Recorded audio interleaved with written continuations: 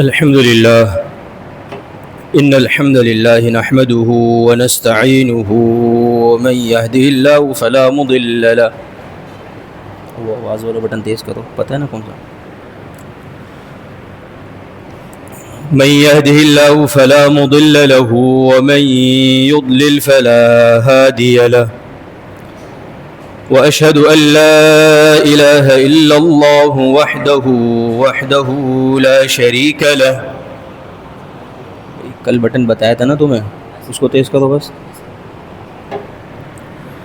وأن محمدا عبده ورسوله.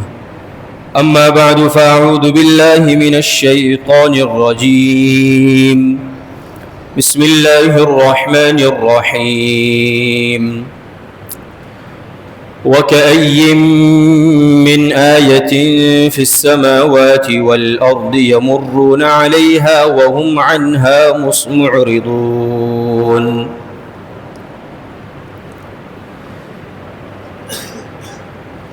تمام قسم کی تعریفات وحدہ لا شریک خالق کائنات مالک ارض و سما کے لیے، اور بے شمار درود و سلام ہو اس ہستی اقدس و مقدس پر کہ جن کا نام اسم گرامی جناب محمد رسول اللہ صلی اللہ علیہ وسلم ہے، اور جن کے ذریعے اللہ رب العزت نے اہل کائنات کی ہدایت اور رہنمائی کا بندوبست فرمایا، اور جنہیں اللہ رب العزت نے اس کائنات میں اپنا آخری پیغمبر، آخری نبی اور آخری رسول بنا کے مبعوث فرمایا.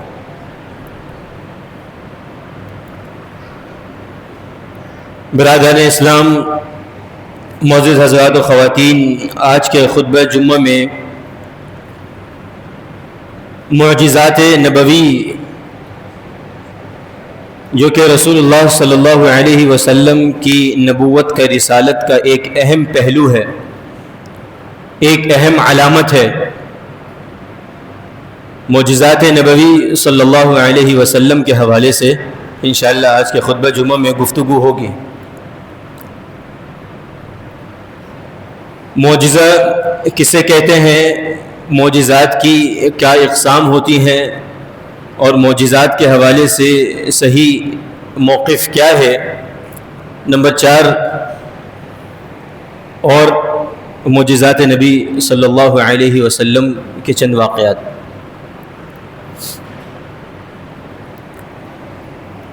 اللہ تعالیٰ نے اپنے انبیاء کرام علیہم السلام کو اس نوع انسانی کے لیے، دنیا میں موجود لوگوں کے لیے ہدایت اور رہنمائی کے لیے اللہ رب العزت نے مختلف زمانوں کے اندر اور مختلف قوموں کے درمیان انبیاء کو مبعوث فرمایا، اور نبوت کی حقانیت پر بہت سی باطنی اور ظاہری نشانیاں اور شہادت اللہ رب العزت نے فراہم کی، تاکہ جو حقیقت شناس لوگ ہوتے ہیں، حقیقت پسند لوگ ہوتے ہیں، وہ ان شہادتوں کے ذریعے رسول اللہ صلی اللہ علیہ وسلم کی، انبیاء کرام علیہم السلام کی نبوت کو اور ان کے معجزات کو تسلیم کریں، اور جو باقی کم عقل اور کج فہم لوگ ہوتے ہیں ان پر حجت تمام کر دی جائے.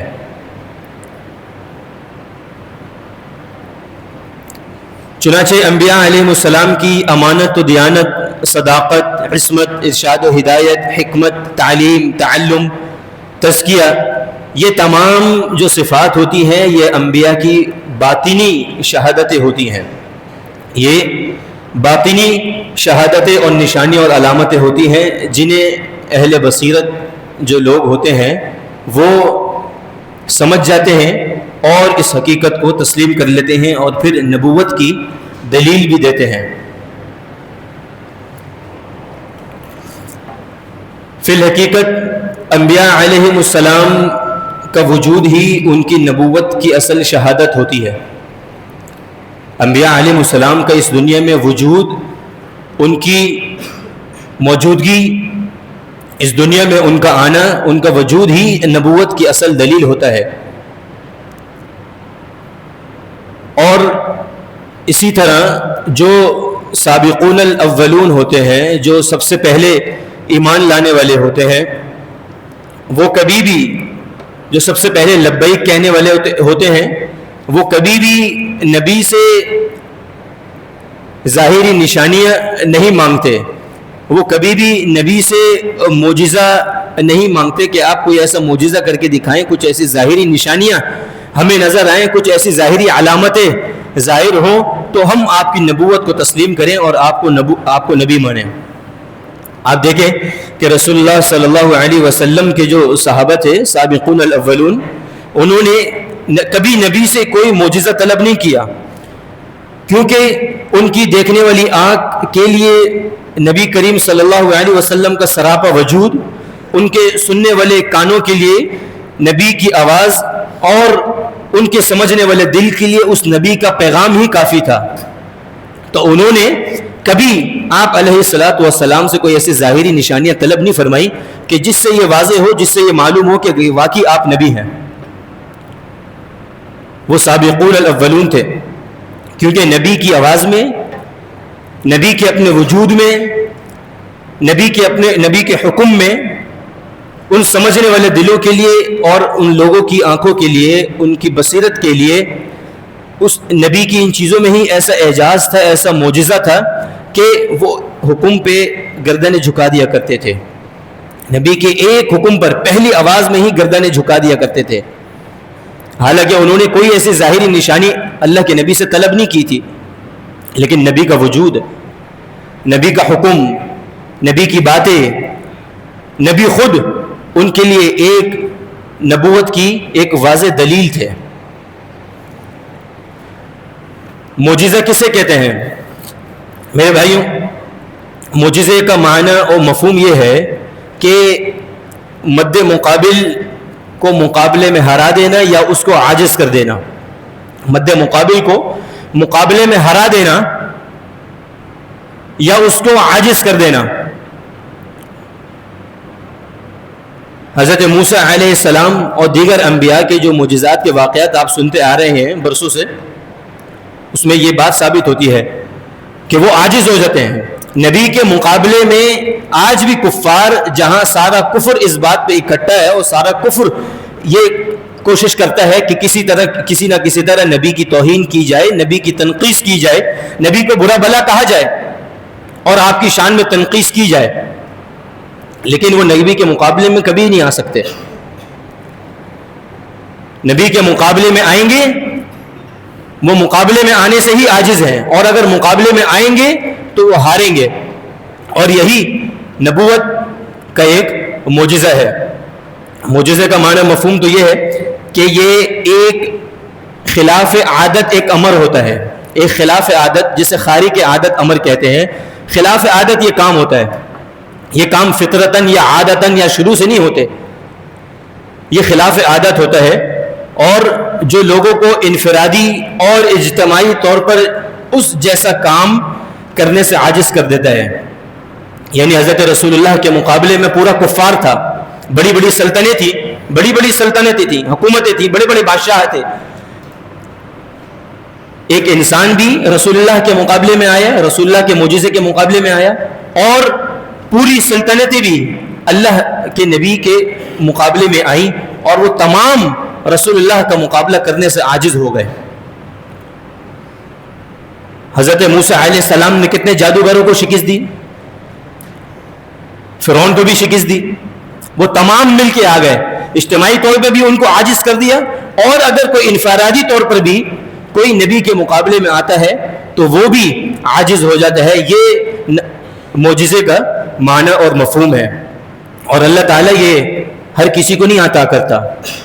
اللہ تعالیٰ یہ معجزات اس شخص کے ہاتھوں ظاہر کرتا ہے جس کو وہ اپنی نبوت کے لیے چن لیتا ہے، تاکہ وہ معجزہ اس نبی کی سچائی اور اس کی صداقت اور اس کی رسالت کی صحت پر دلالت کرے۔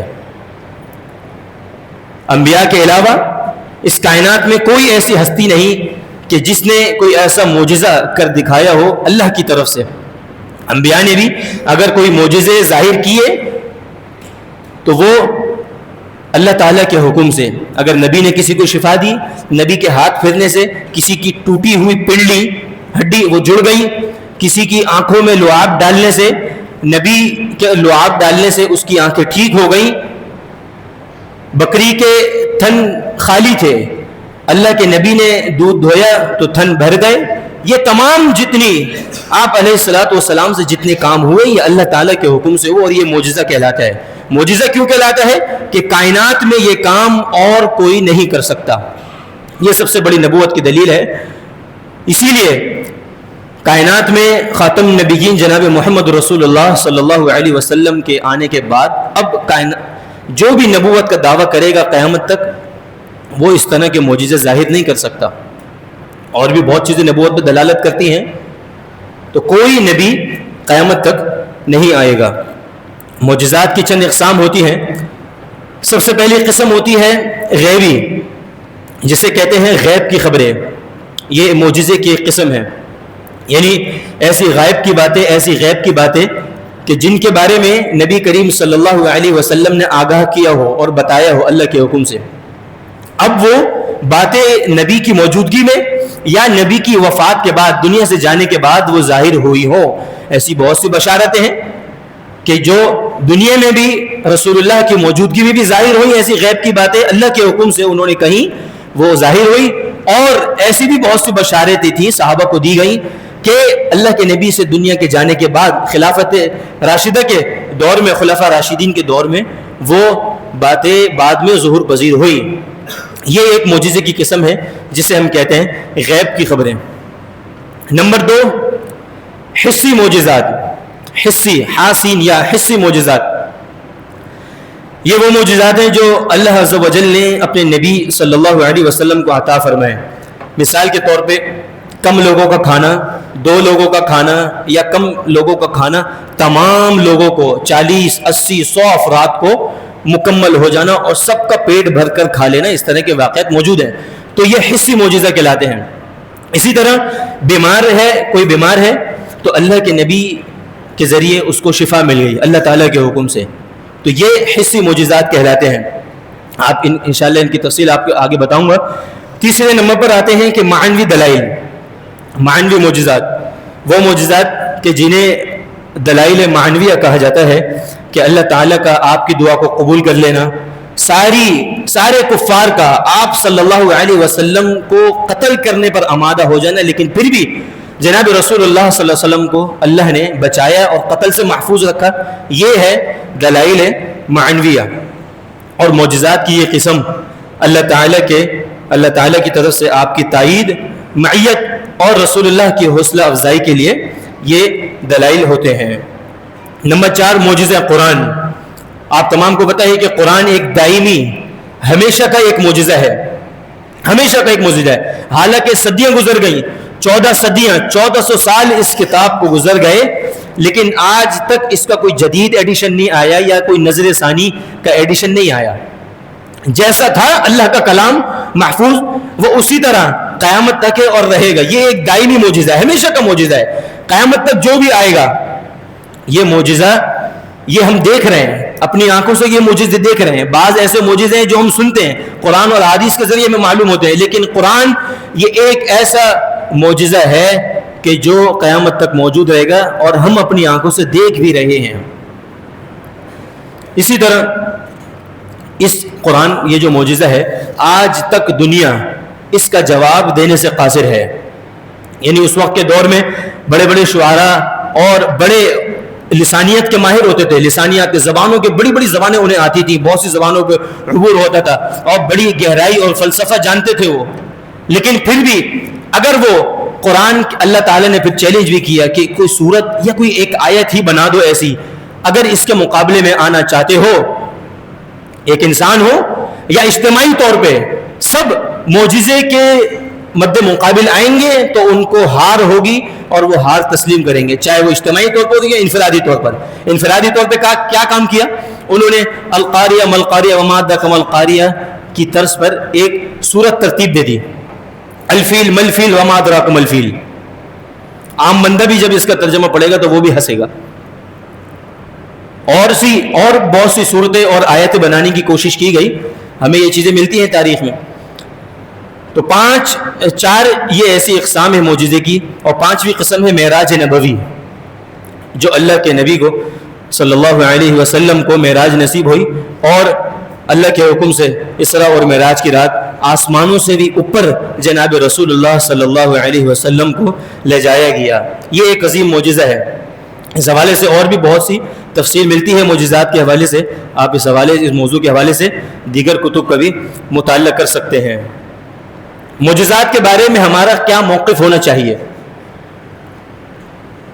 سب سے پہلی بات کہ اللہ تعالیٰ نے اپنے تمام انبیاء علیہ السلام کو جو ان کے ذریعے معجزے ہوئے، جو اللہ رب العزت نے انہیں معجزات عطا کیے، وہ برحق تھے، وہ حق پر تھے، وہ معجزے حق تھے.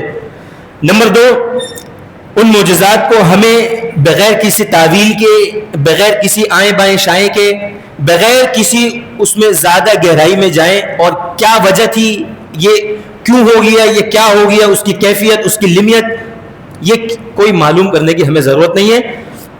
ہمیں بغیر کسی کمی کے اور بغیر کسی تعویل کے ان معجزات کو قبول کرنا ہے. نمبر 3، ان معجزات پر ہمیں ایسا غیر متزلزل ایمان رکھنا ہے، ایسا ایمان جو ڈگمگائے نہ، کہ اگر اللہ کے نبی سے یہ معجزہ ہوا تو موجودہ سائنس، موجودہ میڈیکل، موجودہ جو تعلیم دان ہیں وہ تو اس کو قبول نہیں کرتے. بھائی میڈیکلی طور پہ اگر دیکھا جائے تو یہ کیسے ممکن ہے؟ کسی اننون شخص کے آگے اگر یہ بات کر دی جائے کہ بھئی ہمارے رسول نے یہ معجزہ کیا کہ بکری کے تھن بالکل خالی تھے، بکری دودھ دینے والی نہیں تھی، جناب رسول اللہ صلی اللہ علیہ وسلم نے بکری کے تھنوں کو چھوا، دودھ دھویا اور اتنا دودھ نکلا کہ صحابہ کرام نے وہ دودھ پیا، سیراب ہو گئے. تو وہ کیسے، وہ انکار کرے گا پہلے تو، اگر اس کو پتہ نہیں ہوگا، اس کو نالج نہیں ہوگی رسول اللہ کے بارے میں، تو وہ انکار کرے گا کہ بھائی میڈیکلی طور پہ، سائنسی طور پہ یہ ممکن کیسے ہو سکتا ہے، اس کی دودھ دینے کی عمر ہی نہیں ہے، وہ دودھ دے ہی نہیں سکتی، تو کیسے تمہارے نبی کو ایسا، کیسا انہوں نے معجزہ کر دکھایا کہ اس کے تھن بھرائے اور دودھ پیا، پیٹ بھر کے دودھ پیا صحابہ نے. یہ کیسے ہو سکتا ہے کہ 2 آدمیوں کا کھانا تھا، اتنا کھانا نہیں تھا، وہ سب کو پورا ہو گیا. یہ کیسے ہو سکتا ہے کہ 2 پانی کے مشکیزیں تھے اور سینکڑوں صحابہ کرام نے ان مشکیزوں سے پانی پیا، اور پھر صحابہ کہتے ہیں کہ وہ مشکیزیں پہلے سے زیادہ بھرے ہوئے تھے. جب اللہ کے نبی نے واپس اس عورت کو مشکیزیں دیے تو وہ پہلے سے زیادہ بھرے ہوئے تھے. پھر وہ عورت جب اپنے علاقے میں جاتی ہے، یہ باتیں بتاتی ہے، پھر ایک وقت آتا ہے کچھ عرصے بعد وہ عورت تمام قبیلے والے اور اپنے خاندان کے ساتھ مسلمان ہو جاتی ہے. تو ان معجزات پر غیر متزلزل ایمان رکھنا ہے، وہ ایمان کہ جو ڈگمگائے نہ کہ یہ کیسے ہو سکتا ہے. نمبر 4، ان معجزات کے ذریعے رب العالمین اپنے انبیاء کرام کی تبلیغ میں نصرت فرماتا ہے. یعنی یہ معجزات اگر ہوئے تو یہ اللہ تعالیٰ کی طرف سے نبی کی ایک حوصلہ افزائی ہوتی ہے. نبی کو یہ بتانا مقصود ہوتا ہے کہ ہم ابھی موجود ہیں. اللہ تعالیٰ بتاتا ہے کہ ہم ہیں آپ کے ساتھ، آپ بے فکر رہیں، بس آپ کو جو مشن دیا ہے، آپ کو جو کام دیا ہے وہ آپ کرتے رہیں. یہ ایک اللہ تعالیٰ کی طرف سے اپنی انبیاء کی تائید اور نصرت ہوتی ہے. نمبر 5، ان معجزات کے ذریعے اللہ تعالیٰ حق کو غلبہ عطا فرماتا ہے اور کفر کا خاتمہ فرماتا ہے. 2-3 واقعات ہیں، وہ سماعت فرما لیجئے. پہلا واقعہ ہے سیدنا برا بن عازب رضی اللہ عنہ فرماتے ہیں کہ رسول اللہ صلی اللہ علیہ وسلم نے ابو رافع تھا، ایک یہودی تھا، تو اس کے قتل کے لیے جناب رسول اللہ صلی اللہ علیہ وسلم نے چند انصاری صحابیوں کو بھیجا کہ بھئی اس کو قتل کرو. کیوں؟ وہ نبی کو تکلیفیں پہنچایا کرتا تھا، نبی کو ایذا دیا کرتا تھا، تو فرمایا کہ بھئی اس کو قتل کر دو. اور عبداللہ بن عتیق ایک صحابی تھے، ان کو اس قافلے کا، ان تمام صحابہ کا امیر بنا دیا. یہ ابو رافع جو تھا یہ شخص یہودی تھا اور نبی کو یہ تکلیف دیا کرتا تھا، اور ایک کام اور کیا کرتا تھا کہ نبی کے دشمن تھے، نبی کے جو دشمن تھے ان کا ساتھ بھی دیا کرتا تھا، خود بھی تکلیفیں پہنچاتا تھا اور جو نبی کے دشمن تھے ان کا ساتھ بھی دیا کرتا تھا. تو حجاز میں ایک کہیں قلعہ تھا، ایک بڑا قلعہ تھا، وہ وہاں رہتا تھا اور وہاں سے وہ یہ اپنے کام کرتا تھا. صحابی کہتے ہیں کہ جب ہم اس قلعے کے قریب پہنچے تو سورج غروب ہو چکا تھا، یعنی اندھیرا ہو چکا تھا، اور لوگ اپنے مویشی لے کر گھر جاتے تھے، صبح نکل جاتے تھے مویشیوں کو چرانے اور پھر اس وقت جا رہے تھے، یعنی اندھیرا ہو رہا تھا، مغرب کا وقت ہو رہا تھا. تو عبداللہ بن عتیق رضی اللہ عنہ نے اپنے ساتھیوں سے کہا کہ تم لوگ ابھی یہیں ٹھہرے رہو، میں قلعے پر جا رہا ہوں اور دربان پر کوئی تدبیر لگاؤں گا، یعنی جو دربان ہیں دروازے کے ان پر کوئی تدبیر لگاؤں گا، کوئی ایسی چال چلوں گا کہ کسی طرح میں اندر داخل ہو جاؤں. تو انہوں نے کیا کیا کہ وہ اپنے کپڑوں میں اس طرح سمٹ کر بیٹھ گئے، اس طرح سمٹ کر ایک جگہ بیٹھ گئے کہ جیسے قضائے حاجت کے لیے کہیں بیٹھا کرتے ہیں. تو جب دروازے بند ہو رہے تھے قلعے کے تو وہ وہیں بیٹھے ہوئے تھے. اب تمام اس کے جو درباری تھے وہ سب لوگ اندر چلے گئے. تو دربان نے آواز دی، بھائی تم ادھر کیا کر رہے ہو؟ دروازے بند کر رہا ہوں، اندر آ جاؤ. انہوں نے تو یہ تدبیر کی تھی، یہ چال چلی تھی. تو اس طرح وہ قلعے میں داخل ہو گئے. کہتے ہیں کہ کہا کہ چنانچہ میں بھی اندر چلا گیا اور چھپ کر اس کی کارروائی دیکھنے لگا. جب سب لوگ اندر آ گئے تو اس نے دروازہ بند کر دیا اور کنجیاں جو تھیں اس چابیوں کی جو گچھا تھا اس کو ایک کھوٹی پر اس نے لٹکا دیا. وہ فرماتے ہیں کہ اب میں ان کنجیوں کی طرف بڑھا، میں نے ان کنجیوں کو حاصل کیا، پھر میں نے قلعے کا دروازہ کھول دیا. ابو رافع کے پاس رات کے وقت داستانیں سنانے آتے تھے، لوگ سارے دن کی داستانیں سناتے تھے، بتاتے تھے کہ بھئی یہ معاملات ہوئے. وہ بڑا تھا تو وہ اپنے خاص ایک بالا خانے میں وہاں بیٹھا ہوا تھا. اب جب داستانیں سنانے والے لوگ اس کے چلے گئے تو کہتے ہیں کہ میں اس کی کمرے کی طرف چڑھنے لگا. اب اس دوران جتنے دروازے آتے گئے، ایک دروازہ کھولا اس کو پھر بند کر دیا، میں آگے نکل گیا. پھر جو دوسرا دروازہ آیا اس کو کھولا گیا، اور جب میں جاتا رہا دروازے کھول کے تو واپسی پیچھے سارے دروازے بند کرتا رہا. یہ اپنی سیفٹی کر رہے تھے. تو کہتے ہیں کہ میرا مطلب یہ تھا کہ اگر قلعے والوں کو میرے متعلق علم بھی ہو جائے تو اس وقت تک یہ لوگ میرے پاس نہ پہنچ سکیں جب تک میں اس کو قتل نہ کر دوں. یعنی وہ کتنے دروازے کھولیں گے، ان کی کنجیاں وغیرہ ڈھونڈیں گے، تو اتنی دیر تک میں اس کو ابو رافع کو یہودی کو قتل کر دوں گا. خیر انہوں نے کمرے میں آواز لگائی، وہ اس کے کمرے تک پہنچ گئے اور وہ اندھیرے میں اپنے بچوں کے ساتھ سو رہا تھا.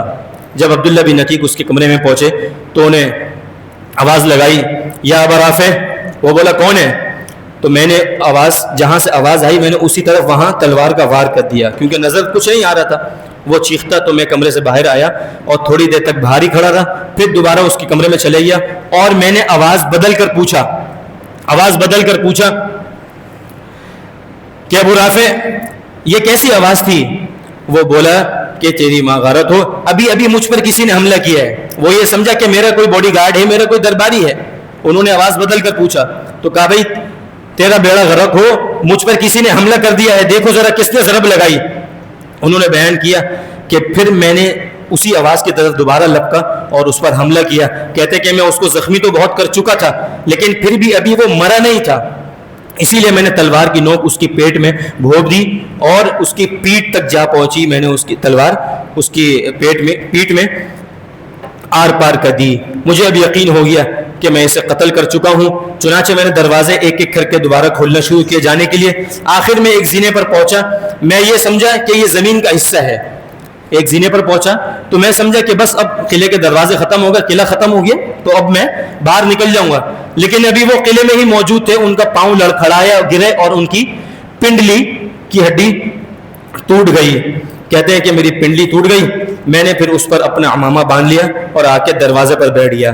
میں نے یہ ارادہ کر لیا تھا کہ یہاں سے اس وقت تک نہیں جاؤں گا جب تک یہ معلوم نہ کر لوں کہ آیا میں ابو رافع کو قتل کر چکا ہوں یا نہیں. جب مرغ نے اذان دی، یعنی صبح کا وقت ہو گیا، مرغ نے اذان دی تو پھر قلعے کی فصیل کہتے ہیں کہ جو بڑی بڑی چوڑی دیواریں ہوتی ہیں قلعوں میں، اور اس طرح جو چار دیواری بنائی جاتی ہے بڑی مضبوط، تو وہاں کھڑے کسی دربان نے یہ کہہ کر پکارا کہ اہل حجاز کے تاجر ابو رافع کی میں موت کا اعلان کرتا ہوں. تو میں پھر اپنے ساتھیوں کے پاس آیا اور ان سے کہا کہ جلدی جلدی چلو، اللہ تعالیٰ نے مجھ سے ابو رافع یہودی کا قتل کروا دیا ہے. چنانچہ میں نبی کریم صلی اللہ علیہ وسلم کی خدمت میں حاضر ہوا اور اللہ کے نبی کو اطلاع دی. تو نبی کریم صلی اللہ علیہ وسلم فرمایا کہ اپنا پاؤں پھیلاؤ.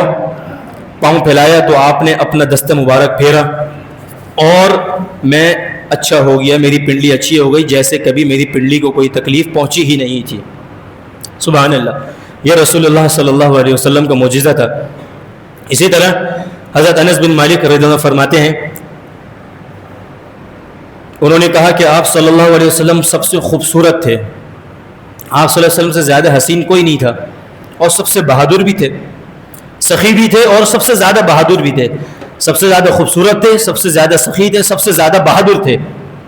فرماتے ہیں کہ ایک رات مدینے میں کہیں آواز آئی تو سب لوگ اٹھ گئے، رات کو سو کے اٹھ گئے اور اس آواز کی طرف چل دی کہ بھئی یہ کہاں سے آواز آئی.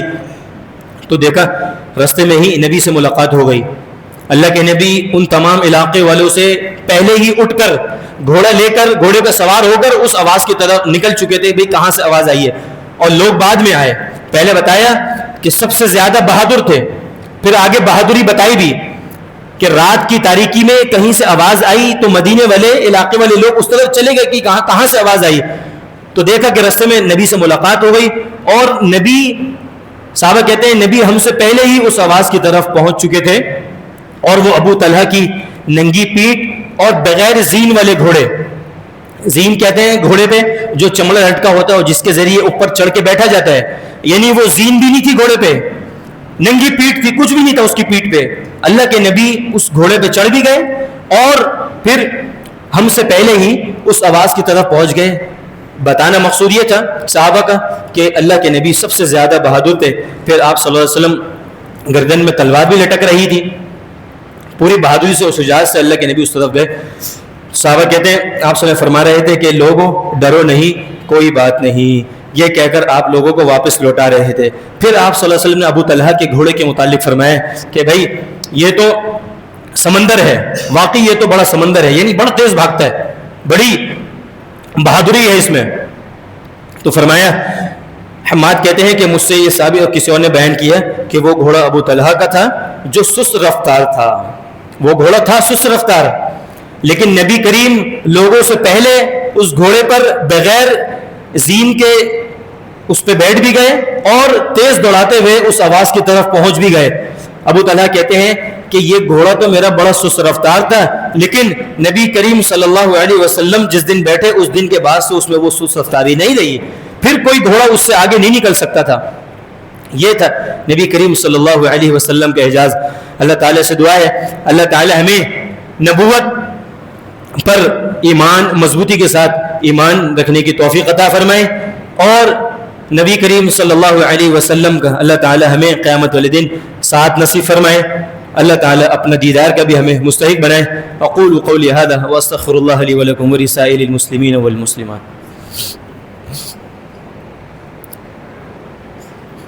ان الحمد لله نحمده ونستعينه ونستغفره ونعوذ بالله من شرور انفسنا وسيئات اعمالنا من يهده الله فلا مضل له ومن يضلل فلا هادي له.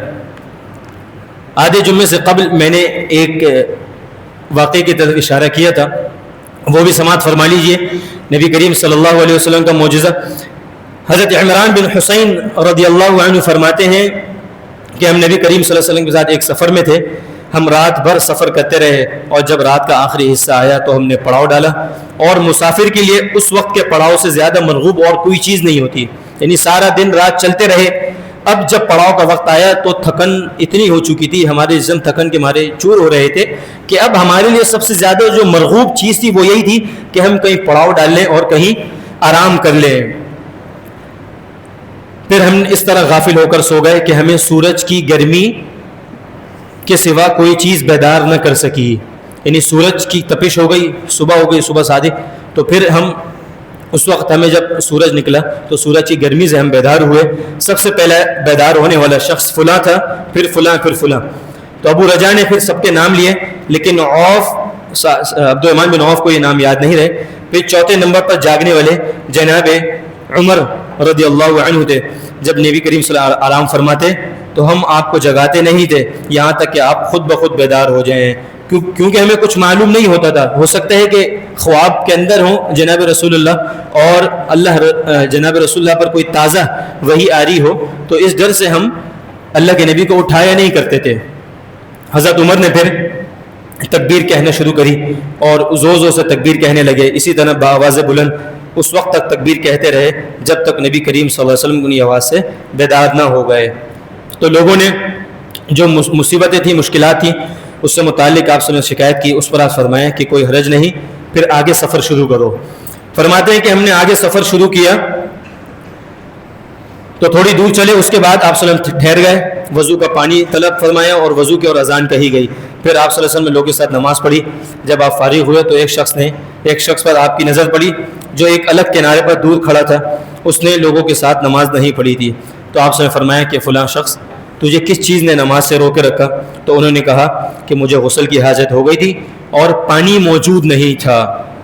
رسول نے فرمایا کہ مٹی پاک ہے، پاک مٹی سے کام لو، یہی تجھے کافی ہے. صاحب فرماتے ہیں کہ پھر ہم نے آگے دوبارہ اور سفر شروع کیا تو لوگوں نے پیاس کی شکایت کی تو جناب رسول اللہ ٹھہر گئے، سفر روک دیا اور عمران بن حسین صحابی کو بلایا اور ابو رجا نے ان کا نام لیا تھا اور علی کو بھی طلب فرمایا. یعنی عمران بن حسین رضی اللہ عنہ اور حضرت علی رضی اللہ عنہ کو رسول اللہ نے بلایا اور کہا کہ آپ نے فرمایا کہ جاؤ پانی تلاش کرو. یہ دونوں نکلے تو انہیں رستے میں ایک عورت ملی. پوچھا بھائی پانی کہاں ملتا ہے؟ اس نے جواب دیا کل میں اسی وقت، ابھی جو وقت ہے اسی وقت پہ کل میں اس جگہ پہ موجود تھی کہ جہاں پانی ہے. یعنی اتنا دور ہے پانی، اتنی مسافت پر پانی ہے کہ کل اسی وقت میں جہاں موجود اسی وقت وہاں موجود تھی جہاں پانی تھا. یعنی پانی اتنی دور ہے اور ہمارے قبیلے کے مرد لوگ جو ہیں وہ پیچھے رہ گئے ہیں. انہوں نے اس سے کہا کہ تم ہمارے ساتھ چلو. فرمایا کہ کہاں؟ اس نے کہا کہ رسول اللہ کی خدمت میں چلو. اس نے کہا اچھا وہی کہ جن کو لوگ صحابی کہتے ہیں؟ انہوں نے کہا یہ وہی ہے جس سے تم کہہ رہی ہو. اچھا اب چلو. آخر یہ دونوں حضرات اس عورت کو نبی کی خدمت میں لے آئے اور سارا جو واقعہ تھا وہ بیان کر دیا. کہتے ہیں کہ صحابی کہتے ہیں کہ لوگوں نے اس عورت کو اونٹ سے نیچے اتارا اور ایک برتن طلب فرمایا اور اس کے جو دونوں مشکیزیں تھے جن میں وہ پانی لے کر آ رہی تھی، جناب رسول اللہ نے اس کے منہ برتن کھول دیے اور پھر ان کے اوپر کا منہ بند کر دیا. اس کے بعد نیچے کا منہ کھولا گیا اور تمام لشکری جو تھے، تمام لوگ تھے، انہیں بلایا گیا. خود بھی سیر ہو کر پانی پئیں اور اپنے تمام جانوروں کو بھی پانی پلا لیں. 2 مشکیزیں تھے. رسول اللہ نے کہا کہ تم تمام بھی آ جاؤ جو ساتھ ہیں، لشکری ہیں، اور تو تمہارے جانور ہیں ان جانوروں کو بھی لے آؤ. سب کو سیراب ہوئے، سب نے پانی پیا. آخر میں اس شخص کو بھی ایک برتن میں پانی دیا جس سے غسل کی حاجت تھی. آپ صلی اللہ علیہ وسلم فرمایا کہ لے جاؤ اور غسل کر لو. وہ عورت یہ کھڑی دیکھ رہی تھی کہ اس کے پانی سے کیا کیا کام لیے جا رہے ہیں، اور اللہ کی قسم جب پانی لیا جانا ان سے بند ہوا تو ہم یہ دیکھ رہے تھے کہ وہ مشکیزیں پہلے سے زیادہ اوپر تک بھرے ہوئے تھے، ان میں سے پانی بالکل کم نہیں ہوا تھا. سبحان اللہ. پھر نبی صلی اللہ علیہ وسلم فرمایا کہ کچھ اس کے لیے کھانے پینے کی چیزیں جمع کرو. تو لوگوں نے پھر صحابہ کرام نے اجوا، کھجور، ستو اور آٹا اس کے لیے جمع کیا، اس کو بہت کچھ کھانے پینے کا دیا. جب یہ اپنے علاقے میں پہنچی تو پوچھا بھائی کہ تمہیں دیر کیوں ہو گئی، تم پیچھے رہ گئی تھی، تمہیں دیر کیوں ہو گئی؟ تو اس نے کہا کہ ایک عجیب بات ہوئی، وہ یہ کہ مجھے 2 آدمی ملے اور مجھے اس شخص کے پاس لے گئے، وہاں اس طرح کا واقعہ پیش آیا. اس نے سارا واقعہ بتا دیا. تو کہا کہ اللہ کی قسم وہ تو اس کے اور اس کے درمیان سب سے بڑا جادوگر ہے. یعنی وہ بندہ سب سے بڑا جادوگر ہے. انہوں نے کہا کہ وہ سب سے بڑا جادوگر ہے جس نے یہ جادو دکھایا تمہیں، حالانکہ معجزہ تھا اللہ تعالیٰ کی طرف سے. کہا یہ تو جادوگر ہے. اس نے پھر بیچ کی انگلی اور شہادت کی انگلی آسمان کی طرف اٹھائی. اس سے زمین اور آسمان بھی مراد تھے یا پھر وہ واقعی اللہ کا رسول ہے. اس کے بعد مسلمان اس قبیلے کے دور اور نزدیک کے جو مشرکین تھے ان پر حملہ کیا کرتے تھے، لیکن اس گھرانے پہ جس گھرانے سے اس عورت کا تعلق تھا، اس گھرانے کو، اس خاندان کو صحابہ کرام کچھ نہیں کہتے تھے، نقصان نہیں پہنچاتے تھے. اور یہ اچھا برتاؤ دیکھ کر اس عورت نے اپنی قوم سے کہا کہ میرا خیال ہے کہ یہ لوگ تمہیں جان بوجھ کر چھوڑ دیتے ہیں، ورنہ آس پاس اور نزدیک اور دور کے جو ہمارے لوگ ہیں ان کو تو یہ مارتے ہیں، ٹھیک ہے، ان کو قتل کرتے ہیں، لیکن ہمیں جو یہ چھوڑ دیتے ہیں یہ جان بوجھ کر ہی چھوڑ دیتے ہیں، تو کیا تمہیں اسلام کی طرف کچھ رغبت ہے؟ قوم نے عورت کی بات مان لی اور پوری قوم اور عورت یہ سب اسلام لے آئے. تو یہ وہ حقیقی واقعات تھے، برحق تھے، یہ وہ معجزات تھے. اس کے علاوہ اور بھی بہت سے ایسے واقعات ہیں. ہفتے میں جو 3 دن سیرت کے دروس ہوتے ہیں آپ اس میں بھی واقعات سنتے ہیں. کتنے ایسے واقعات ابھی تک بیان ہو چکے ہیں کہ جو نبی کریم صلی اللہ علیہ وسلم کی نبوت پر مضبوط دلیل اور شاہد ہیں. لیکن دوسری طرف سارا کفر مل کر جس طرح مسلمانوں پر غلبہ حاصل کرنا چاہ رہا ہے اور وہ مسلمانوں کے رسول کی توہین کرتا ہے اور توہین و تنقیص کرتا ہے، رسول اللہ کی صحابہ کرام کے بارے میں، رسول اللہ کے بارے میں برا بھلا کہتا ہے، سارا کفر اس بات پہ جمع ہے. تو وہاں ہماری یہ ضرورت بن گئی ہے، ہم پہ یہ واجب ہو گیا ہے کہ ہم جناب رسول اللہ صلی اللہ علیہ وسلم کی زندگی کا بغور مطالعہ کریں، جناب رسول اللہ صلی اللہ علیہ وسلم کی زندگی کو پڑھیں. وہ تو محبوب ہیں ہمارے، اور محب کے لیے، محبت کرنے والے کے لیے یہ ضروری ہے کہ وہ اپنے محبوب کے بارے میں کچھ جانتا تو ہو. قیامت والے دن اگر ہم سے پوچھ ہو گئی تو ہم کیا جواب دیں گے؟ ہمیں تو یہی نہیں پتا کہ رسول اللہ صلی اللہ علیہ وسلم صرف چند باتیں پتہ ہیں کہ 23 سال کے عرصے میں رسول اللہ پر قرآن نازل ہوا، 63 سال کی عمر میں وفات پائی، احمد، محمد یہ نام تھے، ابو القاسم جو تھا لقب تھا، اتنے بچے تھے. یہ ہمیں چند باتیں یاد ہیں. ہمیں جناب رسول اللہ کے بارے میں پتہ کیا ہے، لیکن دنیا میں ہم جن سے محبت کرتے ہیں، چاہے وہ دو دوستوں کی آپس کی محبت ہو، وہ والدین کی بچوں کے ساتھ محبت ہو، بچوں کی والدین کے ساتھ محبت ہو، اساتذہ اور شاگرد کی محبت ہو، تو ہماری یہ کوشش ہوتی ہے کہ ہم سے کوئی بات چھپی نہ رہے، ہمیں اپنے محبوب کی ایک ایک بات معلوم ہو، اور ہم کس طرح، صرف یہ کافی نہیں کہ ہم تو محبت رسول میں ہماری جان بھی حاضر ہے. میرے بھائیو، جان تو بات کی بات ہے، جب جان دینے کا وقت آئے گا رسول اللہ کی ناموس پر، رسول اللہ کے لیے جب جان دینے کا وقت آئے گا اس وقت جان دی جائے گی.